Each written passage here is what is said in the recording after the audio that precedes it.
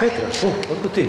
Pa evo, Nada mi je rekla da skupljaš stvari za beskućnike. Da, pokušavam nešto organizirati. Donijela sam nešto malo, imam još hrpu toga doma samo. Hvala, ovdje doći. Nada nije rekla šta trebaš, pa sam onda uzela sve što sam našla doma. Iznenadila si mi, znaš, ugodno.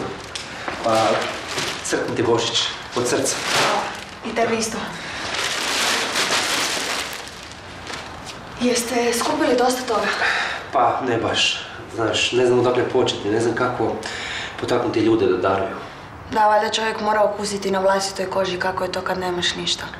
Da, istina. Previše ljudi na ovom svijetu gladuje. Znaš da sam pobjegla od kuće? Pa zapravo, Iva mi nikad nije rekla što se točno dogodilo s tobom. Trebalo mi je malo mira. To te razumijem. Jednostavno sam skupila svoje stvari i otišla. I našla sam mjesto gdje sam se smirila. Evo, kao i ja.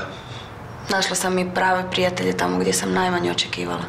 A oni su ti pomogli? Da. I oni su isto beskućnici. Beskućnici? Pa gdje su? Možda bi njime dobrodošao koji kome dodeće. Da. Dugo ih nisam vidjela.